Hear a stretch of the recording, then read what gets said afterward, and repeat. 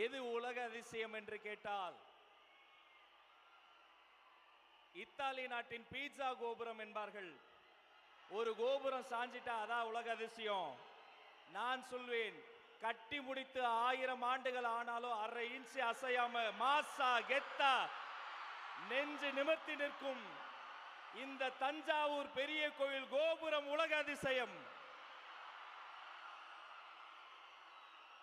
அந்த உலக அதிசய மண்ணான சோழ தேசத்தில் தர்மத்தாயின் தவ புதல்வர், தமிழக வெற்றி கழகத்தினுடைய வெற்றி தலைவர் உங்களை சந்திக்க வந்திருக்கிறார்.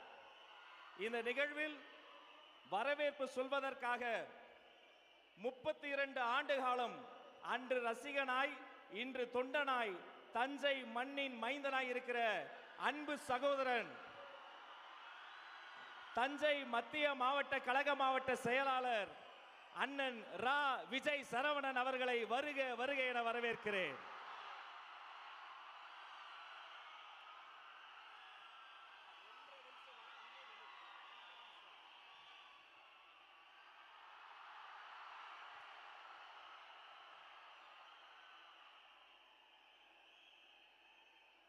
காவிரி அலையால்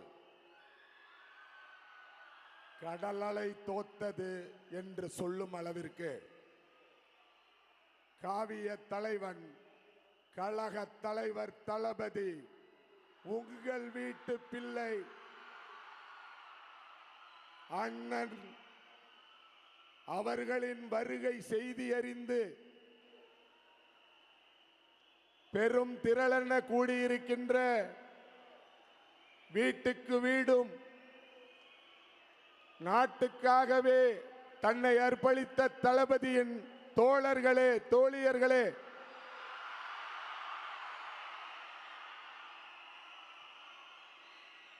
தன்னுடைய உடல் பொருள் ஆவி அனைத்தும் இந்த தமிழகத்திற்கு மக்களுக்குத்தான் என்று தன்னை அர்ப்பணித்திருக்கக்கூடிய கழக தலைவர் அவர்களே,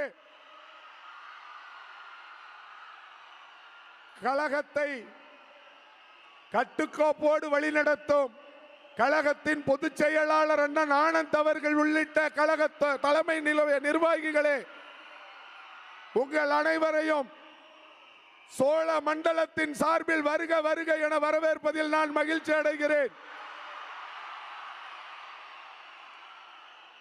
இன்றைக்கு நடந்திருக்கிற இந்த கூட்டம், இந்த நிர்வாகிகள் சந்திப்பு கூட்டமே ஒரு மாநாடு என்கிற அளவுக்கு இருக்கிறது என்று சொன்னால், காவிரி டெல்டா இனி தளபதியின் கோட்டை என்பது நிரூபிக்கப்படும். காவிரி கோட்டத்தின் 33 மாவட்டங்களிலும் இனி எந்த கட்சிக்கும் டெபாசிட் கூட கிடைக்காது. தமிழகத்திற்கு தகுதி வாய்ந்த தலைவர் இல்லாமல் தான் தமிழனை தேடிக்கொண்டிருந்தால், இதோ 2026 சட்டமன்ற தேர்தலில் தகுதி வாய்ந்த தலைவன் நம் அண்ணன் தளபதி இருக்கிறார். கோடி கோடியாய் செலவு செய்து வாகனம் கொடுத்து விலை பேசி அழைத்து வரும் கூட்டத்திற்கு மத்தியில் ஒத்த ரூபாய் செலவு செய்யாமல் உண்மையான உணர்வுக்காக ஒன்று கூடி இருக்கின்ற இந்த கூட்டம் நாளை தமிழகத்தின் செயின்ட் ஜார்ஜ் கோட்டையை பிடிக்கும். அதிலே நம் கழக தலைவர் தளபதி அவர்கள் முதலமைச்சராக அமருவார்கள். காவிரி டெல்டாவினுடைய உயிர்நாடி பிரச்சனை விவசாயம், காவிரி நதிநீர். இந்த பிரச்சனைகளை சொல்லியே வாக்கு பொய் சொல்லி திருடி திருடி நம்மை வஞ்சித்த இரு பெரும் கழகங்களுக்கும் சம்மட்டி அடிக்க சம்மட்டி அடி கொடுக்க வந்திருக்கிற சமத்துவ தலைவர் அவர்களே, உங்கள் பின்னால் தஞ்சை டெல்டா, காவிரி டெல்டா இன்று திரண்டிருக்கிறது. இது அப்படியே உங்களுக்காக, உங்களுக்கு மட்டுமாக இந்த தமிழகத்தில் 33 சட்டப்பேரவை தொகுதிகளையும் வென்று கொடுக்கும் என்று இந்த நேரத்திலே கூறிக்கொண்டு, எளியவனுக்கும் நல்லதொரு வாய்ப்பு வழங்கிய அனைவருக்கும் நன்றி தெரிவித்து, என் தலைவன் தளபதிக்கு என் உயிர் மூச்சு உள்ளவரை, உயிர் உள்ளவரை ஒவ்வொரு நொடியும் உழைப்பேன். நாம் எல்லோரும் உழைப்போமா? வெற்றி பெற்று தருவோமா? வெற்றியை அவரிடத்தில் ஒப்படைப்போமா? ஒப்படைப்போம். நன்றி, வணக்கம்.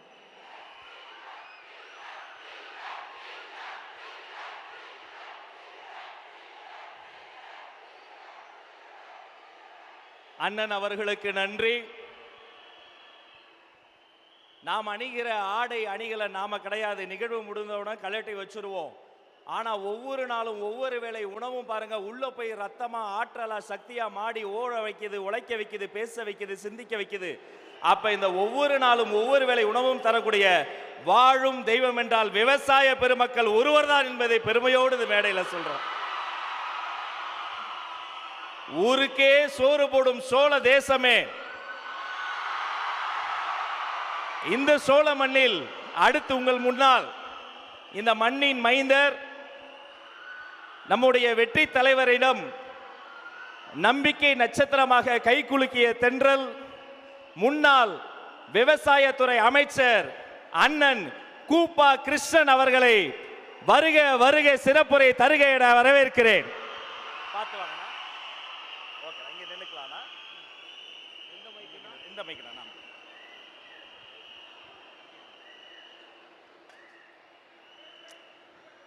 கருங்கயர் கண்மலர்ந்து காவேரி பாடி வர, நஞ்சையும் புஞ்சையும் கொஞ்சி விளையாடும் நம்முடைய பூமிக்கு களிறுகள் இரண்டும் பிளிர வெற்றி வாகை சூடி வந்திருக்கக்கூடிய நம் அன்புக்கினிய தலைவர் தளபதி அவர்களுக்கு என்னுடைய பணிவான வணக்கங்கள். இங்கே இருக்கக்கூடிய அனைவருக்கும் மீண்டும் என்னுடைய வணக்கத்தை தெரிவித்துக் கொள்ளுகிறேன். ஆரவள்ளி மலைக்கு தெற்கே, கன்னியாகுமரியினுடைய கடலுக்கு வடக்கே, வங்கமும் அரபிக் கடலுக்கும் இடையே வாழுகின்ற மக்களுக்காக தன்னைத்தானே அர்ப்பணித்து மக்களுடைய நலனே என்னுடைய நலனை கருதி இன்றைக்கு உங்களை எல்லாம் சந்திக்க வந்திருக்கக்கூடிய நம்முடைய தளபதி அவர்களிடத்திலே ஒன்றை நான் சொல்லுகிறேன். உலக வரலாற்றிலே மட்டுமல்ல, கடலிலே பிறந்து கடலிலே வாழ்ந்து தன் கதையை முடித்துக் கொள்ளுக்கூடிய விவசாயி, அந்த விவசாய பெருங்குடி மக்கள் வாழுகின்ற இந்த தரணிக்கு நீங்கள் வந்திருக்கிறீர்கள். உங்களை நாங்கள் மனதார வரவேற்கிறோம். ஆனால் எங்களுக்குள்ள ஒரு தேக்கம், ஒரு கலக்கம், எங்கள் கண்களிலே இருந்து வடியக்கூடிய நீரெல்லாம் வறண்டு போயிருக்கிறது. இதுக்கு காரணம் என்ன தெரியுமா? வாழ தெரியாதவர்கள் இந்த நாட்டை ஆண்டு கொண்டிருக்கிறார்கள். சிலர் ஆண்டு முடிந்து விட்டு போயிருக்கிறார்கள். இந்த நேரத்திலே உங்களிடத்திலே கேட்கிறேன், புரட்சி தலைவர் பொன்பழச்செம்மல் எம்ஜிஆர் அவருடைய வழி வந்தவர்கள் நீங்கள் என்று சொன்னால், புரட்சி தலைவி அம்மாவுடைய இடத்துல பாடம் படித்து வந்தவர் என்று சொன்னால், என்னையும் செங்கோட்டையை தவிர மற்றவரெல்லாம் ஒரு பாஜகவுக்கு ஓடிக்கொண்டிருக்கிறார்கள். தீய சக்தியின் மொத்த உருவம் என்று அடையாளம் காட்டிய புரட்சி தலைவர் எம்ஜிஆர் அவருடைய விசுவாசியாக இருந்திருந்தால் இன்றைக்கு திராவிட முன்னேற்ற கழகத்திலே ஐக்கியமாக இருக்க மாட்டார்கள். மானம் பெரிதென வாழக்கூடிய ஒரு தலைவருக்கு பின்னாலே தமிழகத்தினுடைய மொழி, இனம், கலாச்சாரத்தை காப்பதற்காக புறப்பட்டிருக்கக்கூடிய நம்முடைய தளபதி அவர்களிடத்திலே நாங்கள் ஐக்கியமாயிருக்கிறோம். அன்போடு எங்களை அரவணைத்து இன்றைக்கு வைத்திருக்கிறார் என்று சொன்னால், அன்பு எங்கே நிறைந்திருக்கிறதோ அங்கேதான் உண்மையான எம்ஜிஆர் தொண்டர் நிறைந்திருப்பார். அந்த அன்பு இங்கே வந்திருக்கிறது. தளபதி அவர்களே, நீங்கள் இந்த நாட்டுக்கு முதலமைச்சர் வந்த பிறகுதான் தஞ்சை விவசாயிகள் வாழ்க்கையிலே வளம் காண முடியும். அந்த வளம் காணுவதற்கு நீங்கள் வர வேண்டும். ஜார்ஜ் செங்கோட்டையை நீங்கள் ஆள வேண்டும். அந்த காலம்தான் ராஜராஜ சோழனுடைய ஆட்சி பெருமையை நீங்கள் இங்கே காட்டுவீர்கள். அந்த நிலையிலே நாங்கள் ஏங்கிக் கொண்டிருக்கிறோம். கடைசியாக ஒன்றை சொல்லுகிறேன்.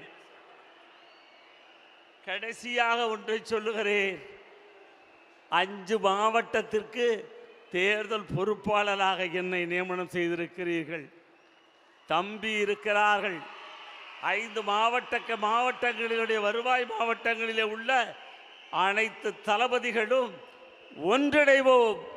உங்கள் அன்பிலே கட்டுண்டு கிடக்கிறோம். வெற்றியை நாங்கள் நிச்சயமாக பெற்று உங்கள் காலடியிலே வைப்போம் என்று சொல்லி விடைபெறுகிறேன். நன்றி. தளபதி அவர்களுக்கு வணக்கம்.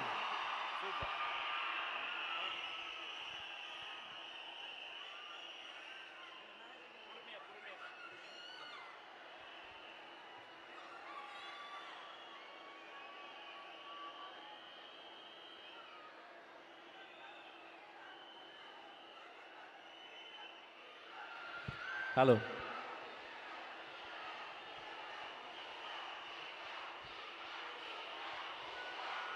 திரும்பிய திசையெல்லாம் ஒரே சத்தம், டிவிகே டிவிகே டிவிகே.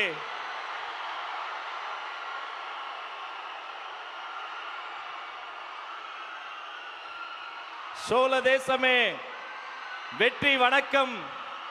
தாய் பிள்ளை உறவம்மா உனக்கும் எனக்கும். இனி அடுத்த சில நிமிடங்கள் அனல் பறக்கும். உலக தமிழர்களின் உள்ளங்களிலும் இல்லங்களிலும் ஒரே பேர் ஒலிக்கும். இதோ சோழ மண்ணில் தமிழக வெற்றி கழகத்தின் வெற்றி தலைவரே, தர்மத்தாயின் தவ புதல்வரே, வருக வருக வருக.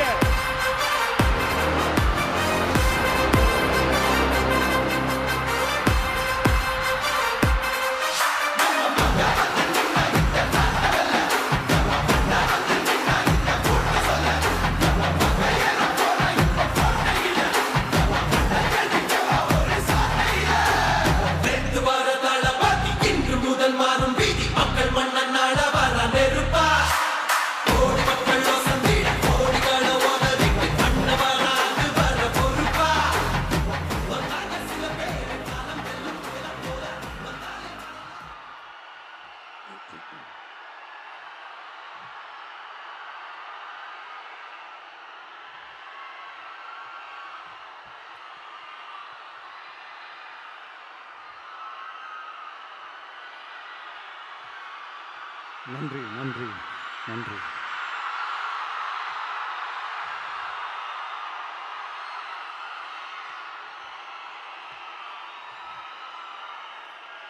நான் போன மீட்டிங்கில் வேலூரில் பேசும்போது சொல்லியிருந்தேன்,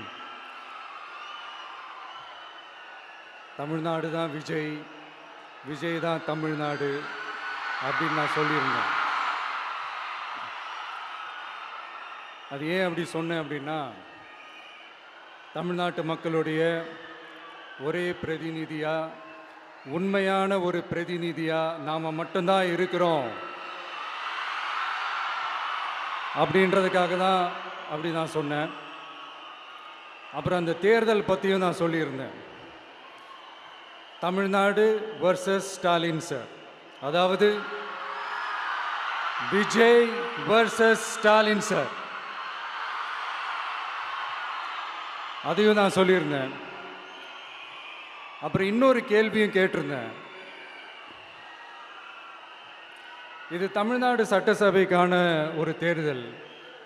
இதை ஏன் தமிழ்நாட்டுக்கும் டெல்லிக்குமான ஒரு எலெக்ஷன் சொல்கிறீங்க அப்படின்னு நான் கேட்டிருந்தேன்.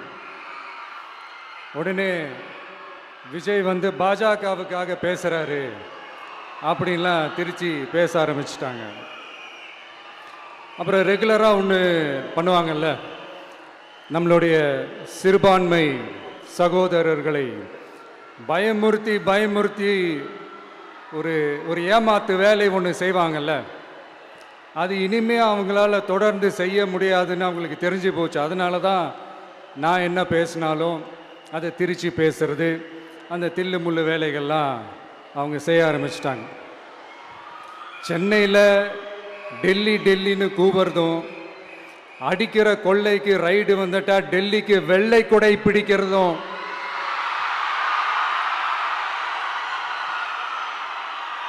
இதெல்லாம் யாருன்னு உங்களுக்கே நல்லா தெரியும்.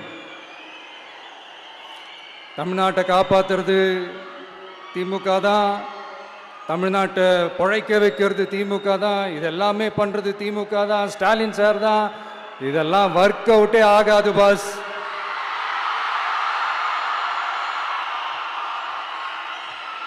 சின்ன பசங்களாம் சொல்ல ஆரம்பிச்சிட்டாங்க, ஓம் சக்தி பராசக்தி, திமுக ஒரு தீய சக்தி.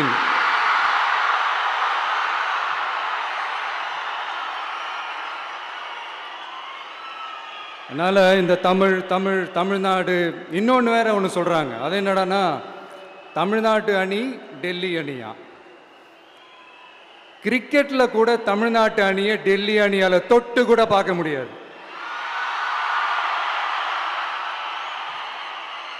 அப்படி இருக்கும்போது கிரிக்கெட்லையும் விசில போடுறது தமிழ்நாடு தான். சிஎஸ்கே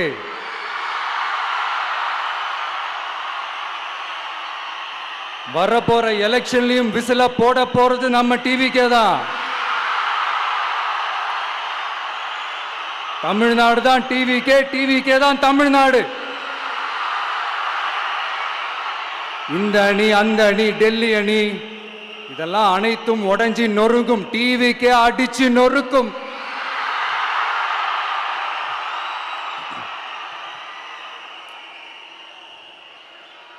எனக்கும் என்னுடைய மக்களுக்கும் நடுவுல வேற யாராலையும் உள்ள நுழையவே முடியாது.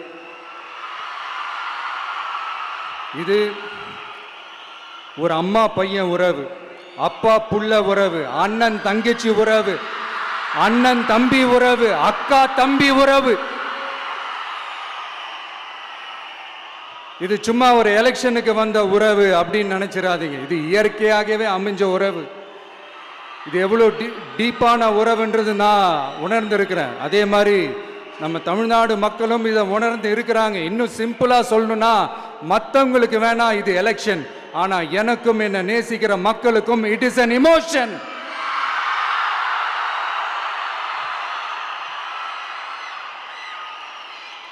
And it is not an ordinary emotion. It is a powerful oceanic emotion.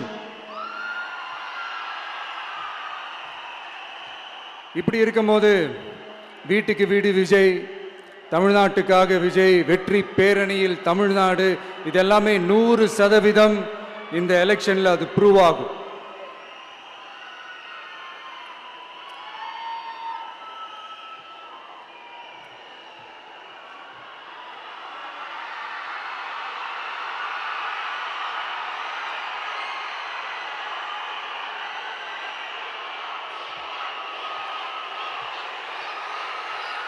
நீங்க எல்லாரும் எனக்கு இன்னொரு உறுதிமொழியை ஒன்று கொடுக்கணும்.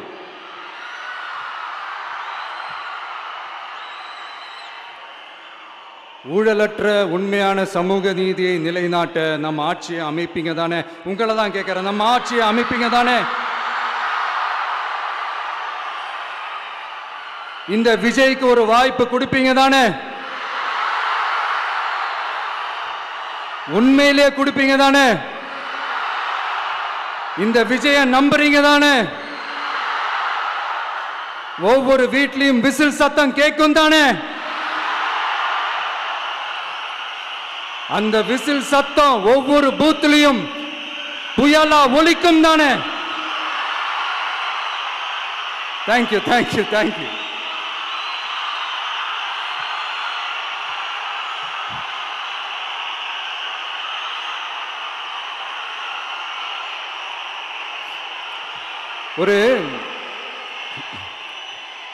ஒரு டாக்டர் இருக்காருன்னா நாம் எப்போ அவரை பற்றி யோசிப்போம்? இப்போ நமக்கு ஏதாவது உடம்பு சரியில்லை அப்படின்னா அவரை யோசிப்போம், அவர் ஞாபகம் வரும். அது மாதிரி நமக்கு ஏதாவது ஒரு பிரச்சனை அப்படின்னா ஒரு வக்கீலை தேடிப்போம், அவர் ஞாபகத்துக்கு வருவார். இது மனித இயல்பு. அந்தந்த பிரச்சனை வரும்போது நம்ம அவங்கவுங்கள தேடி போவோம். ஆனால் ஆன் அ டெய்லி பேசிஸ் நம்ம சும்மா சாப்பிடும் போது கூட நம்மளை அறியாமல் ஒருத்தவங்களை பற்றி நினைப்போம், நம்மளை அறியாமல் அவங்களுக்கு நாம் நன்றி சொல்லுவோம். அந்த மதிப்பிற்குரிய அந்த மனிதர்கள் வேற யாரும் இல்லை, விவசாயி விவசாயி விவசாயி.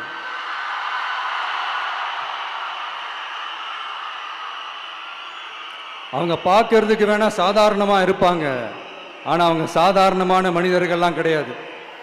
இந்த உலகத்தையும் மனிதர்களையும் படைச்சது கடவுள்னு சொல்லுவாங்க, ஆனால் அந்த கடவுளுக்கே படையல் போடுற உயர்ந்த மனிதர்கள் தான் நம்ம விவசாயிகள். இந்த பூமியில உயிர் இருக்குது, இந்த பூமியில பூ பூக்கும், காய் காய்க்கும், பூத்து குலுங்கும்னு இந்த பூமியை அழகா காட்டி இந்த பூமியை சாமி ஆக்கிறதுல இயற்கையோட சேர்ந்து நம்ம விவசாயிகளுக்கும் ஒரு முக்கிய பங்கு ஒன்று இருக்குது. அதனால நான் ஏதோ ஓவரா ஏதோ சொல்றேன்னு நினைக்காதீங்க. எனக்கு இந்த அடுத்த ஜென்மம் மறுபிறவியை பற்றியெல்லாம் எனக்கு தெரியாது. அது உண்மை அப்படின்னா அடுத்த ஜென்மத்தில் நான் ஒரு விவசாயி குடும்பத்தில் பிறக்கணும்னு ஆசைப்படுறேன்.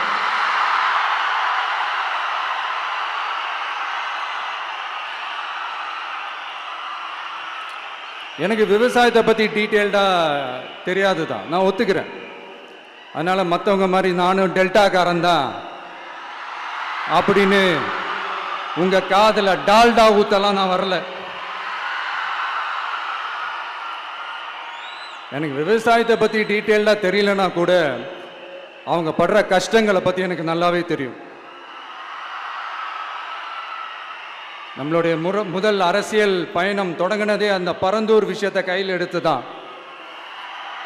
அதனால நம்மளுடைய இந்த ஆட்சி அமைஞ்சதும் தீர்க்க வேண்டிய முக்கியமான பிரச்சனைகள்ல நம்மளுடைய விவசாய பிரச்சனைகளும் ஒன்று. முதல்வர் அவர்களுக்கு இந்த மாதிரி நீங்கள் அது செஞ்சிட்டேன் இது செஞ்சிட்டேன் அப்படின்னு நிறையா பெருமையாக சொல்லிக்கிறீங்களே, ஒரு அடிப்படை ஒரு பிரச்சனையை பற்றி ஒன்று பேசுவோமா? கொஞ்ச நாளைக்கு முன்னாடி ஐநா சபை ஒரு ரிப்போர்ட் ஒன்று வெளியிட்டிருந்தாங்க.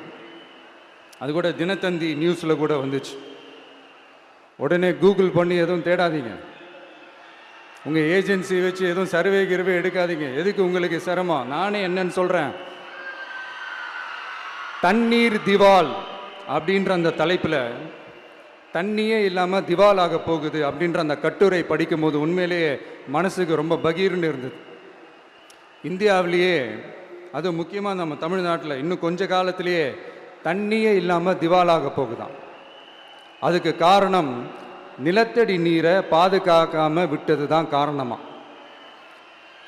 மண்ணையும் மணலையும் கொள்ளையடிச்சா பின்ன வேற என்ன நடக்கும்? மலைகளை முழுகினா பின்ன வேற என்ன நடக்கும்? கனிம வளங்களை கொள்ளையடிச்சா பின்ன வேற என்ன நடக்கும்?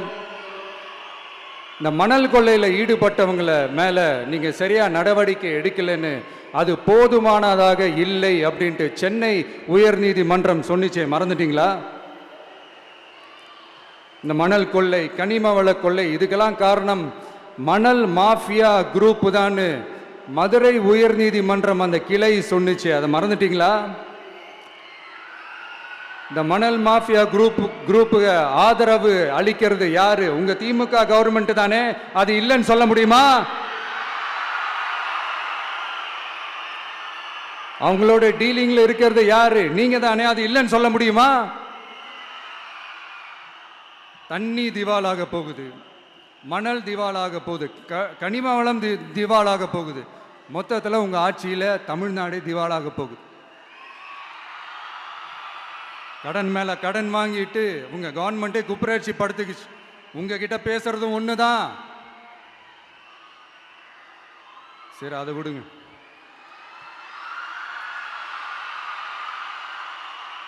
நம்ம விவசாயிகள் கஷ்டப்பட்டு விளைய வச்ச அந்த நெல்லெல்லாம் மழையில் நனைஞ்சி வீணா போச்சே. டெல்டாக்காரன்னு சொல்லிக்கிற நீங்கள் அதை எதாவது கவனிச்சிங்களா?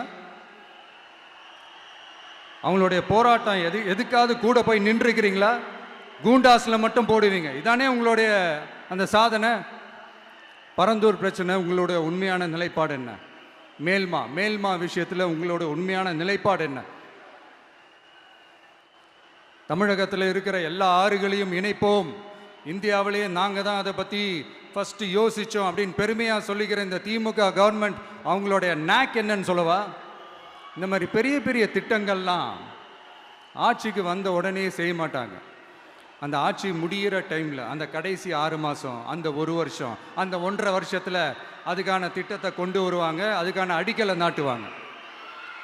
அதுக்கப்புறம் எலெக்ஷன் வரும், தோத்துருவாங்க. கேட்டால் எங்கள் ஆட்சி தான் முடிஞ்சிருச்சே அப்படின்னு நாடகம் ஆடுவாங்க. இல்லை, நான் தெரியாமல் தான் கேட்குறேன். மக்கள் மேலே உங்களுக்கு உண்மையிலே அந்த அக்கறை இருந்துச்சுன்னா ஆட்சிக்கு வந்த உடனே இந்த மாதிரி பெரிய பெரிய திட்டங்கள்லாம் ஸ்டார்ட் பண்ண வேண்டியது தானே. அதனால் ஆட்சி முடியும் போது அடிக்கல் நாட்டுறது. ஓட்டுக்காக என்னென்னலாம் பேசுவீங்க, ஆனால் மக்கள் இதெல்லாம் நம்புறதுக்கு அவங்க ஏமாளிங்க நினச்சிங்களா? மக்களே, நம்மளுடைய ஆட்சி அமைஞ்சதும் இந்த மாதிரி பெரிய பெரிய திட்டங்கள்லாம் உடனே ஸ்டார்ட் பண்ணுவோம். அதை அந்த 5 வருஷத்துக்குள்ள அதை முடிக்கவும் ட்ரை பண்ணுவோம். ஸோ இப்படிலாம் நம்ம பேசினா காவிரி பிரச்சனையில் உன் கருத்து என்ன, முல்லை பெரியார் பிரச்சனையில் உன் கருத்து என்ன, இப்படிலாம் அதெல்லாம் பற்றி உனக்கு என்ன தெரியுமா அப்படின்னு கேட்க ஆரம்பிச்சிருவாங்க. ஐயா, உலக மகா மேதைகளே, ROV, ரிமோட்லி ஆப்ரேட்டட் வெஹிக்கிள், அதை வச்சு தண்ணிக்குள்ளேயே போய் அணைகளோட உறுதித்தன்மையை ஆராய்ச்சி பார்க்குற வரைக்கும் நான் எல்லாம் தெரிஞ்சு தான் வச்சிருக்கிறேன். ஒருத்தன் சைலண்டாக இருக்கான், அமைதியாக இருக்கான்னா உடனே அவனுக்கு எதுவுமே தெரியாதுன்னு நினச்சிடாதீங்க. சும்மா கருத்து சொல்லிக்கிட்டு கம்பு சுற்றிக்கிட்டு இருந்தால் எல்லாமே நடந்துருமா? நசன் பேசி அதை கேட்டு மக்கள் வெறுத்து போயிட்டாங்க. உருப்படியா ஏதாவது யோசிங்கயான்னு மக்கள் நினைக்கிறத யாருக்கு தெரியுதோ தெரியலையோ, எனக்கு அது நல்லாவே தெரியுது. உரிய இடத்துக்கு போய் சம்பந்தப்பட்டவங்களோட பேசி அதுக்கான சொல்யூஷன் என்னன்னு தெரிஞ்சுக்கிட்டு அதை ப்ராப்பராக எக்ஸிக்யூட் பண்ணணும். அடுத்து, நம்மளுடைய கடல் விவசாயிகளான நம்மளுடைய மீனவர்களுடைய பிரச்சனைக்கு அப்பப்போ எந்திரிச்சு கடிதம் எழுதிட்டு திரும்ப தூங்க போயிடுவார். அவ்வளோதான், அதோட அது அப்படியே கிடக்கும். மானே, தேனே, பொன்மானே, இப்படிலாம் கடிதம் எழுதுறதெல்லாம் வேலைக்கே ஆகாது. ஒன்றிய அரசுக்கு அந்த உண்மையான உணர்வுபூர்வமான அந்த அழுத்தத்தை கொடுக்கணும். நம்ம மீனவர்கள் மேல அவங்க கையே வைக்கக்கூடாது, கையே வைக்க விடக்கூடாது. அவங்களுக்கான அந்த பாதுகாப்பு பக்காவா இருக்கணும். அதுதான் நம்மளுடைய ஒரே அஜெண்டா. மீனவர்களே, அடுத்து நம்மளுடைய ஆட்சி தான். கவலைப்படாதீங்க, தைரியமா இருங்க, உங்களுக்கான பாதுகாப்பு பக்காவா இருக்கும். இப்படி இருக்கும்போது அடுத்ததும் நாங்க தான் அப்படின்னு சிஎம் சார் சொல்லுவாங்க. அதெல்லாம் நடக்கவே நடக்காது. 2வது முறை வந்ததெல்லாம் சரித்திரமே கிடையாது. இந்த சைனால கிரேட் வால் ஆஃப் சைனா கேள்விப்பட்டிருப்பீங்க. அதோடைய நீளத்தை விட பெரிய டாஸ்க் இது. ஆனானப்பட்ட அவங்க அப்பாவாலே முடியல.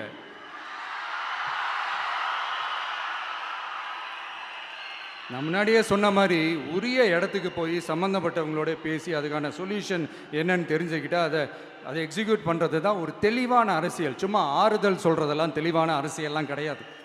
அதெல்லாம் ஒரு ஹம்பக் அரசியல். அரசியலுக்கு வந்துட்டா கலெக்ஷன் பார்க்கலாம் அப்படின்றதெல்லாம் அரசியல் கிடையாது.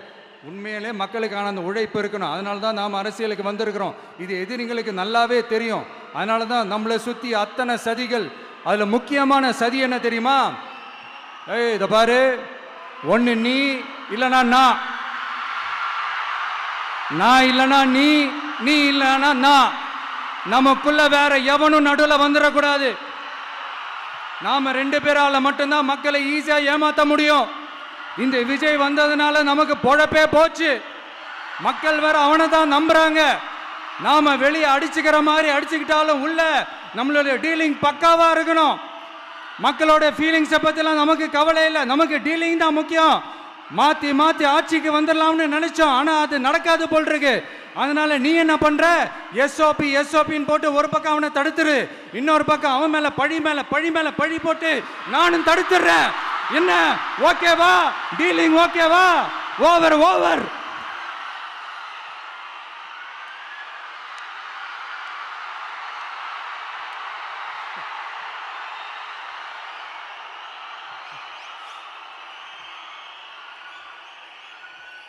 இல்லைங்க, உண்மையிலேயே சிரிக்கிறதா என்ன பண்ணுறதுன்னு எனக்கு தெரியல. உண்மையிலே இப்படி தான் இருக்கு அவங்க டீலிங்லாம்.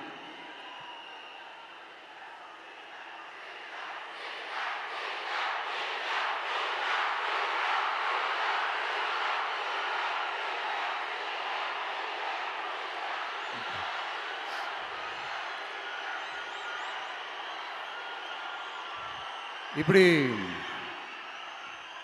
பழி மேலே பழி போட்டு கரூரில் ஆரம்பித்து நம்ம ஜனநாயகன் படம் ரிலீஸ் வரைக்கும். ஆனால் அந்த ரிலீஸ் பிரச்சனையில் நிறைய பேர் குரல் கொடுத்தாங்க. முக்கியமாக நம்மளுடைய முதல்வர் அவர்கள் கூட பூசி முழுகி பட்டும் படாமல் குரல் கொடுத்தாங்க. But what ever it is, குரல் கொடுத்த அவங்களுக்கும் மற்றவங்க எல்லாருக்கும் இந்த நேரத்தில் என்னுடைய நன்றியை தெரிவிச்சுக்கிறேன். இப்படி நம்ம வெளிப்படையாக பேசுறதுனால சிஎம் சாரோட மனநிலை இப்போ எப்படி இருக்கும் தெரியுமா? ஏற்கனவே கட்சிக்காரங்க தொல்லை தாங்க முடியல, தூங்க விட மாட்டேறாங்க. இந்த விஜயும் வந்து தூங்க விட மாட்டான். நம்ம பாட்டுக்கு ஹைவேல சைக்கிள்ல சோலாவா போலான்னு நினைச்சோம். இவன் நாடானா மக்கள் சக்தியோட வந்துட்டு இருக்கான். இவன் தான் கேள்வி கேட்கறான்னு பார்த்தா மக்களையும் கேள்வி கேட்க வைக்கிறான். 1000 ரூபாய் கொடுத்துட்டு இருந்தோம், 5000 ரூபாய் கொடுத்து ஏமாத்தலான்னு பார்த்தா அதையும் கேள்வி கேட்க வைக்கிறான். விசில் சத்தம் வேற விண்ண முட்டுது. கூட்டணி கட்சிகள் தொல்லை வேற தாங்க முடியல. இவன் பண்ற பிரச்சாரத்தையாத்த முடக்கலான்னு பார்த்தா அப்பவும் மக்கள் அவன் பின்னாடி தான் நிக்கிறாங்க. என்ன பண்றது ஏது பண்றதுன்னு தெரியாத ஒரு மனநிலையில இருப்பாரு.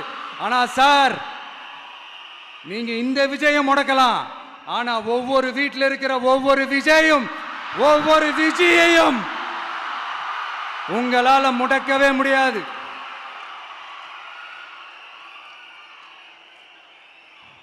அவங்களாம் ஆல்ரெடி பிரச்சாரத்தை ஸ்டார்ட் பண்ணிட்டாங்க சார். வீட்லயே குடும்பம் குடும்பமா இறங்குவாங்க பாருங்க பிரச்சாரத்துக்கு. அப்ப உங்களால மட்டும் இல்ல, எந்த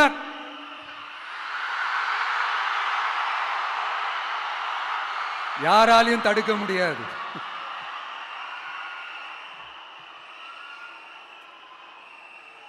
நம்ம டவுன் சவுத்தில் ஒரு ஊரில் உங்க அப்பாவுக்கு வெங்கல சிலை வைக்கணும்னு ட்ரை பண்ணீங்கல்ல, அதுக்கு சுப்ரீம் கோர்ட் என்ன சொன்னாங்க? மக்களோட பணத்தில் யாருக்கு புகழ் பாட பார்க்குறீங்க அப்படின்னு கேட்டாங்கல்ல. அதுக்கு என்ன அர்த்தம் தெரியுமா?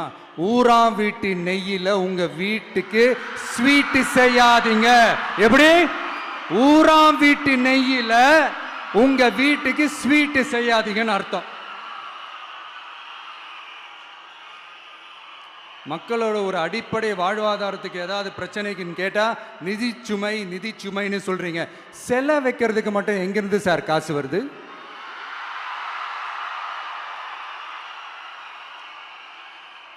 முதல்ல மக்களுக்கு அந்த சோறுக்கு வழி பாருங்க சார். செலவு வைக்கிறத பத்திலாம் அப்புறமா யோசிக்கலாம். கேஸ் சிலிண்டருக்கு மானியமா 100 ரூபாய் தரேன்னு சொன்னீங்களே, என்னாச்சு? கரும்புக்கு ஆதார விலையா 4000 ரூபாய் தரேன்னு சொன்னீங்களே, என்னாச்சு? ரொம்ப நாள் கல்யாணமே ஆகாம இருக்கிற பெண்களுக்கு அவங்களுடைய கல்வி தகுதிக்கு ஏற்ப அரசு வேலை கொடுப்போம்னு சொன்னீங்களே, என்னாச்சு? இதெல்லாம் வெறும் சாம்பிள் தான். இதோட ஹைலைட் ஒன்று இருக்கு. மாநில அரசால முடியவே முடியாதுன்னு தெரிஞ்சுக்கிட்டோம், நாங்க வந்தா நீட்டை ஒழிப்போம். ஆகா ஆகா ஆகா ஆகா, எவ்வளவு பெரிய ஒரு மோசடி இது! கேட்டா நாங்க தான் முன்மாதிரி ஆட்சின்னு சொல்லுவாங்க. மோசடி ஆட்சி. மோசமானவங்களே முக்கியமானவங்க கேள்விப்பட்டிருக்கிறீங்களா? அந்த மாதிரி மோசடி ஆட்சியிலே முக்கியமான ஆட்சி இந்த திமுக ஆட்சி. மக்களே, மக்களை நேசிக்கிற விஜய் வேணுமா? மக்கள் விரோத ஆட்சி நடத்துற ஸ்டாலின் சார் வேணுமா?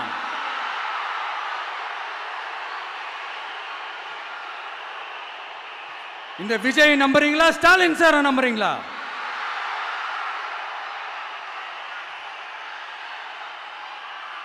இந்த சத்தத்துக்கு அர்த்தம் தெரியுமா சார்? ஸ்டாலின் தொடரட்டும் அப்படின்னு அர்த்தம் கிடையாது. தீய சக்தி திமுக ஆட்சி மறையட்டும், தூய சக்தி டிவிகே ஆட்சி வரட்டும். நானும் உதிக்கட்டும்னு சொல்லாம்னு நினைச்சேன், பார்த்தா அதை வேற திருச்சி பேச ஆரம்பிச்சிருவாங்க. திருநெல்வேலியில், நாங்குநேரியில் இப்போ ரீசெண்டா ஒரே லைன்ல சொல்லணும்னா, நம்ம நண்பர் ஒருத்தர் ட்வீட் போட்டிருந்தாரு, அதையே சொல்றேன். ஸ்டாலின் தொடரட்டும், சட்டம் ஒழுங்கு சந்தி சிரிக்கட்டும். இதுதான் அந்த பிரச்சனைக்கு ஒரே லைன்.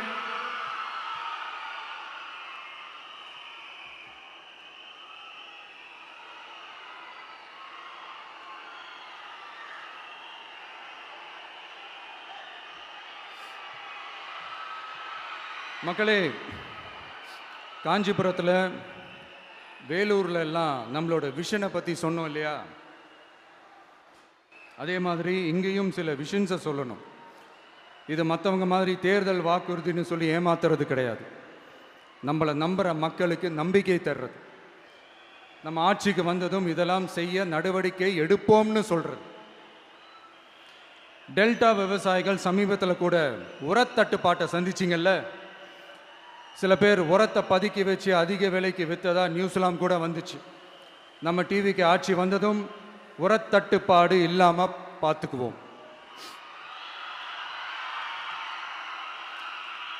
5 ஏக்கர் வரை நிலமுள்ள விவசாயிகள் வேளாண் கூட்டுறவு வங்கிகளில் வாங்கிய பயிர் கடன் முழுமையாக ரத்து செய்வதற்கும், 5 ஏக்கருக்கு மேல் உள்ள விவசாயிகள் வேளாண் கூட்டுறவு வங்கிகளில் வாங்கிய பயிர்க்கடன் 50% வரை ரத்து செய்வதற்கான சாத்திய கூறுகளை ஆராய்ந்து உறுதியாக நடவடிக்கை எடுப்போம். திமுக மாதிரி எல்லாருக்கும்னு சொல்லிட்டு அதுல தகுதி ஃபிக்ஸ் பண்ணி பாகுபாடு காட்டி ஏமாற்ற மாட்டோம். எல்லாத்தையும் வெளிப்படையாக சொல்லுவோம்.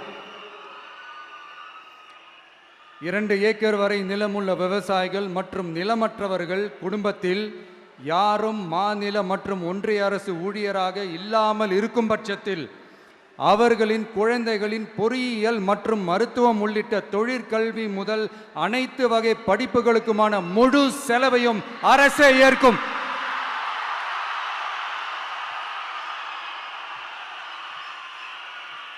விவசாயிகளின் விருப்பத்திற்கு எதிராக எந்த திட்டமாக இருந்தாலும், ஒன்றிய அரசின் நெருக்கடியே இருந்தாலும், அந்த திட்டத்தை உங்களுடைய டிவிகே ஆட்சி முழுமையாக நிராகரிக்கும். எப்போதும் விவசாயிகளின் பக்கமே நம் ஆட்சி நிற்கும். கொள்முதல் நிலையங்களில் முறையாக நெல் மூட்டைகள் பாதுகாக்கப்படும். நெல் முளைத்து வீணாவதை பார்த்து கொண்டு நமது அரசு சும்மா இருக்காது. போதுமான கொள்முதல் நிலைய வசதிகள் ஏற்படுத்தப்படும். அதே போல கொள்முதல் நிலையங்களில் கொள்முதல் செய்வதற்கோ மூட்டை ஏற்றி இறக்கவோ 1 பைசா கமிஷன் வாங்காமல் பார்த்து கொள்ளப்படும். அப்படி கமிஷன் வாங்குவது யாராக இருந்தாலும் கடும் நடவடிக்கை எடுக்கப்படும்.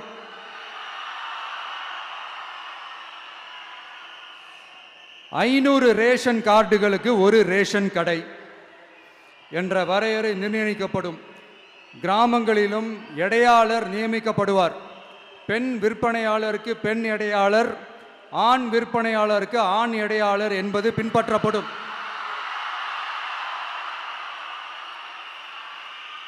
ரேஷன் கடைகளில் அரிசி தவிர அனைத்து பொருள்களும் பாக்கெட் செய்து விநியோகிக்கப்படும். மீனவர்களுக்கு ஒன்றிய அரசு சட்டப்படியான பாதுகாப்பை உறுதி செய்ய வேண்டும். அதற்கான உண்மையான உணர்வுபூர்வமான அழுத்தத்தை ஒன்றிய அரசுக்கு நமது டிவிக்கு அரசு கொடுக்கும். நான் மீண்டும் சொல்றேன், கல்வி, மருத்துவம், ரேஷன், குடிநீர், சாலை வசதி, பஸ் வசதி, இது மாதிரி அடிப்படை விஷயங்களுக்காகத்தான் நம் அரசு முதல்ல முக்கியத்துவம் கொடுக்கும். எனக்கு நம்மளோட குழந்தைகள், நம்ம பெண்கள், நம்ம இளைஞர்கள் லைஃபுக்கு முன்னுரிமை கொடுக்கணும். அரசு வேலை வாய்ப்புகள் மட்டும் இல்லாம தனியார் வேலை வாய்ப்புகளுக்கான வழியையும் உத்தரவாதத்தையும் உருவாக்கணும். அப்படி நாம் உருவாக்கிட்டாலே அவங்களுக்கான ரூட்டை நம்ம இளைஞர்கள் அவங்களே தேர்ந்தெடுத்துப்பாங்க. இத்தனை கோடி அத்தனை கோடி ஒப்பந்தம்னு சொல்லி விளம்பரம் மட்டும் செய்யாம உண்மையான ஒப்பந்தம் போட்டு வெள்ளை அறிக்கை வெளியிட்டு அதை செயல்படுத்தினாலே போதும், எல்லாம் தன்னாலே நடக்கும்.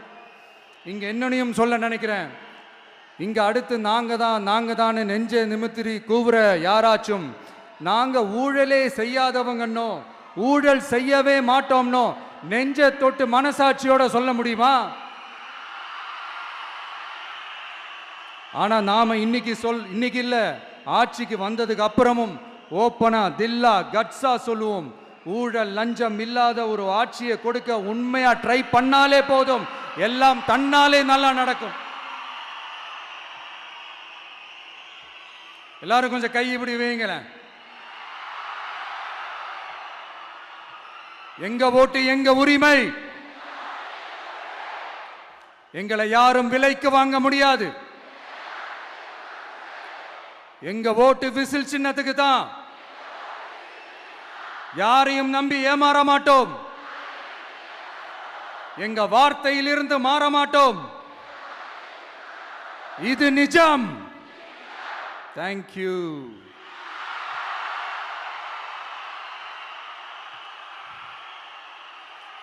என் நெஞ்சில் குடியிருக்கும் தஞ்சை மக்களே,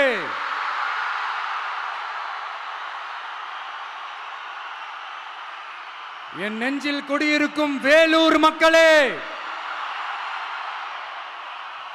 வேலூர்ல இதை நான் சொல்ல மறந்துட்டேன், சாரி. உங்களுக்காக இங்க நான் சொல்றேன், உங்களோட நான் இருக்கேன், நம்மளோட நம்ம மக்கள் இருக்கிறாங்க. இதுக்கு மேல என்ன வேணும்? கான்பிடென்ட்டா இருங்க, நல்லதே நடக்கும், வெற்றி நிச்சயம். மீண்டும் சந்திக்கும் வரை நன்றி, வணக்கம்.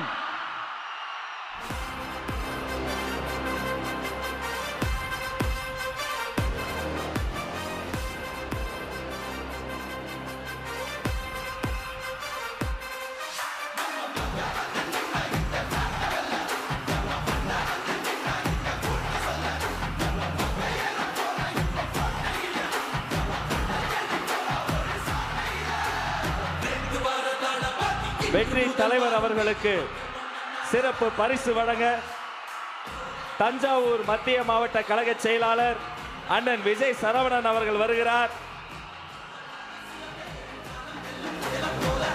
நெற்கதிரை, வெற்றி கழக கொடி சுற்றிய நெற்கதிரை உயர்த்து பிடிக்கிறார்கள். அந்த கதிர் போல வளரட்டும் கழகம். சோளத்தில் செய்த வெற்றி மாலை விவசாய மண்ணை வணங்கி வெற்றி தலைவர் உங்கள் முன்னால் உயர்த்தி பிடிக்கிறார். அவரை தொடர்ந்து சர்வ மத அடையாளம் மும்மதங்களும் சேர்ந்த கோலை உயர்த்தி பிடிக்கிறார். நிஜாம் அலி வழங்குகிறார்.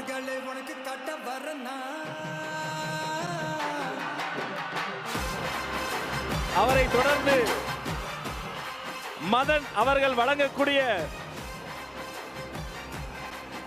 வெற்றி கப்பல்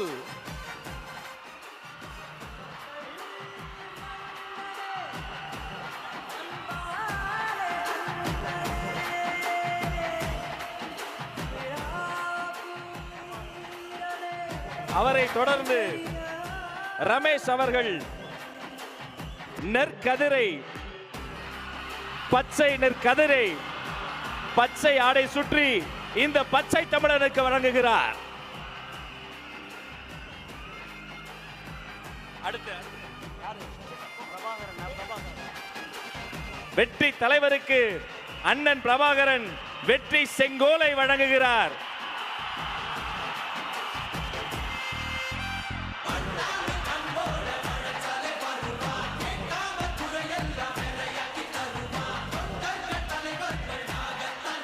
வினோத் ரவி அவர்கள் வாய்மையே வெல்லும் ஒரு சிங்கத்தின் கையில் சிங்கத்தையே தருகிறார்.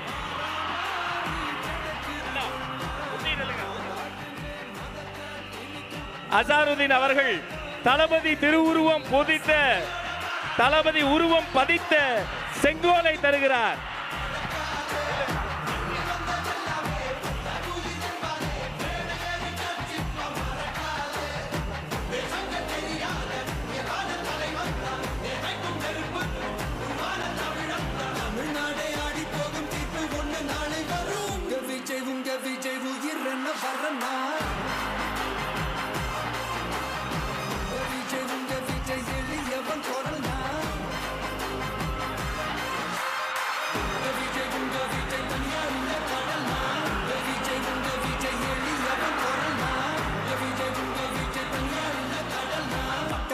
மன்னர்களை உனக்கு கட்ட வரனா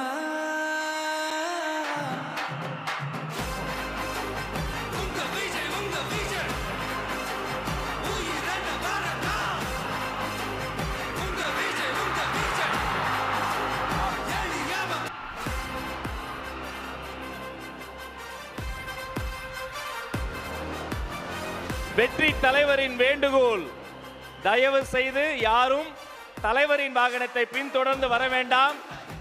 உங்கள் மீது உள்ள உரிமையில் வெற்றி தலைவர் அவர்கள் அன்பு கட்டளையிட்டு இருக்கிறார். அவர் சொன்னதை செய்வோம். வெற்றி கனியை அவருக்கு பரிசளிப்போம்.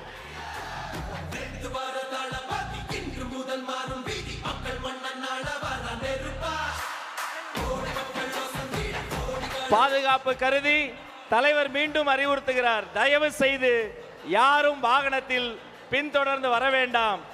இத்தனை நேரம் அன்பு கூர்ந்து கேட்ட அத்தனை பேருக்கும் வெற்றி வணக்கம், நன்றி.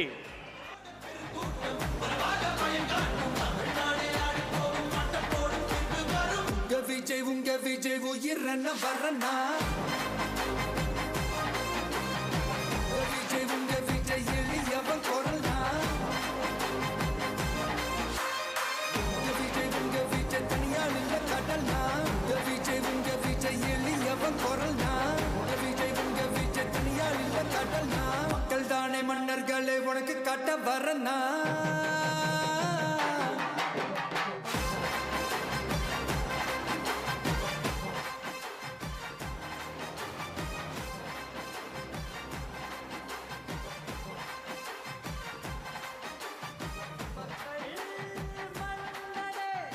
தலைமை காட்டியிருக்கிற வழிகாட்டி நெறிமுறைகளை பின்பற்றுங்கள்.